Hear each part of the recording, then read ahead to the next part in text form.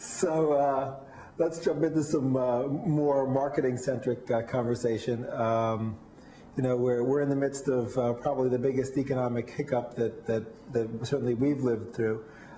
Given that, you end up talking to a lot of VPs of marketing, a lot of CMOs. They come to hear you speak. What's the biggest mistake that you see CMOs making this year, and what do you anticipate will be the biggest mistake they make next year? History repeats itself a lot, and the biggest mistake that we've seen, and I've seen it over and over again, is CMOs in a time of economic freakout cutting their marketing budget.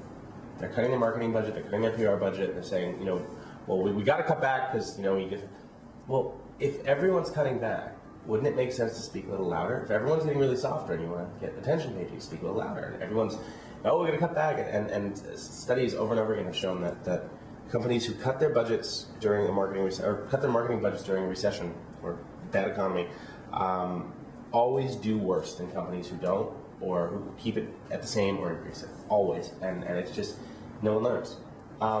I also think the biggest mistake a lot of companies are making is they are saying, well, hey, the social media stuff is free, so let's use all that, and you know, sort of forget everything we know about traditional marketing. And we'll just have a Twitter account. Once we have a Twitter account, it's all free, great. Right. It's fascinating you bring up the budget slashing, because while on average our clients are probably pretty much flat on a year-over-year basis, when you peel back the layer of the onion, you realize that half of them have more than doubled their budget, and the other half is slashed budget. And so clearly half of them learned that lesson at some point in the past, and the other half have not, or just don't have the fiscal capability due to whatever their financial condition or who's sort of in charge of particularly search budgets or display media budgets, don't have the capability to make that call. I would cut my food budget before I cut my marketing budget. Well, that would be a great diet. I was going to say, that's actually great. I got to think about that. That's a great way. Put more money into marketing, less towards food. Okay. So you mentioned, you know, the fact that some CMOs just want to jump on whatever the new hot thing is.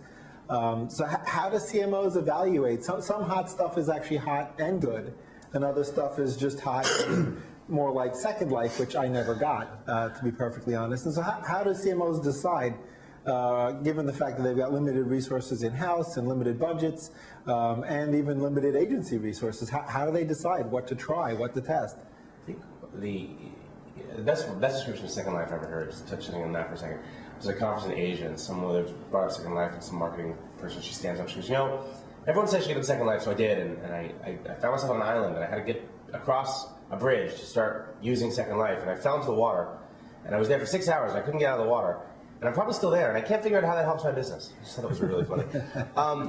You know, what I'm seeing a lot of is Casey Stengel said it greatest. They said, hey, in baseball games, Casey Stengel, you hit them where they ain't. You know, what I'm finding is that the best thing for marketers to do is the inverse of that, hit them where they are. See where people are, and try there. You know, right now people are flocking to Facebook, flocking to Twitter. I don't necessarily know that Twitter's going to survive. Which is kind of funny. It's kind of valued for $1 billion, but I don't necessarily know if they're going to survive, because we as a society get the concept of mobile short messages. We have no problem with that, but Twitter is the pipe via which they're delivered. I don't necessarily know that Twitter's going to be the one to deliver them forever. You know, people thought there was a company in 2002 in New York called UPOC, and they were supposed to do that. So. I think it's one of those things where... Didn't they throw some great parties? They threw some phenomenal parties. Yeah, I was their agency. Yeah, they threw some great parties. So, you know, it becomes one of those questions of, I think, go and see what's out there and have fun and jump in the water and test it out. But, you know, don't all your eggs in one basket scenario for any of these companies, because you don't, other than the one truism, which is that, you know, eventually Google will win. Other than that, you know, who knows? And even that isn't, you know, I remember everyone thought Yahoo was going to win. So how do you gracefully exit one of these things that you tried, and if you decide it's not right for you? If you don't have a massive following anyway, it's going to be incredibly graceful when you just stop, because no one will care. You know, yeah, if I took away my Facebook fan page today with 15,000 fans, people might say, where'd the fan page go?